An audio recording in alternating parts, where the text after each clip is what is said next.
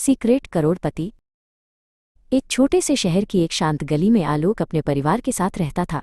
बाहर से देखने पर वह एक साधारण व्यक्ति लगता था। हर रोज सूरज ढलने के बाद आलोक अपने पुराने डेस्क पर बैठ जाता और अपने कंप्यूटर पर घंटों काम करता। उसके चेहरे पर हमेशा एक गहरी एकाग्रता रहती थी, जैसे वो किसी बड़ी पहेली को सुलझा रहा हो। पड़ोसियों को लगता था कि आलोक किसी कंपनी में मामूली डेटा एंट्री का काम करता है। जब वो अपनी पुरानी साइकिल पर बाजार जाता तो कोई सोच भी नहीं सकता था कि ये इंसान इंटरनेट की दुनिया का एक बड़ा खिलाड़ी है। आलोक ने अपनी मेहनत से एक डिजिटल साम्राज्य खड़ा किया था, लेकिन उसे दिखावा पसंद नहीं था।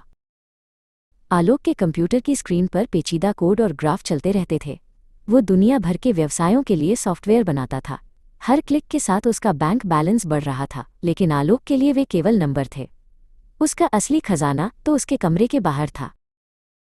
तभी कमरे का दरवाज़ा धीरे से खुला और उसकी छोटी बेटी अनन्या अंदर आई।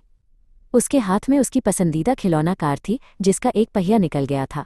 आलोक ने तुरंत अपना काम छोड़ दिया और अपनी बेटी की ओर मुड़ा। उसके लिए करोड़ों का सौदा उस टूटे हुए खिलौने से बड़ा नहीं था।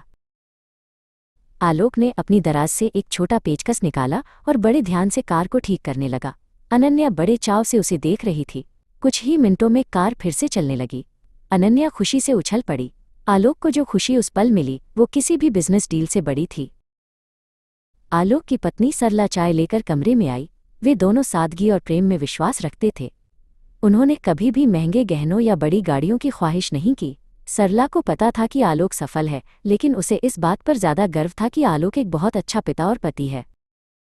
जब सरला और अनन्या सो गई, आलोक वापस अपने काम पर लौटा। उसने अपना बैंक अकाउंट चेक किया। उसमें लाखों डॉलर थे। उसने खिड़की से बाहर देखा और सोचा कि असली अमीरी पैसों में नहीं, बल्कि उन छोटे छोटे पलों में है जो उसने आज शाम अपनी बेटी के साथ बिताए थे। अगले दिन रविवार था। आलोक ने तय किया कि वो सारा दिन काम नहीं करेगा। वो सरला और अनन्या को पास के पार्क में ले गया। अनन्या अपने हाथ में एक बड़ा सा गुब्बारा लिए दौड़ रही थी और सरला उसे देखकर खुश हो रही थी।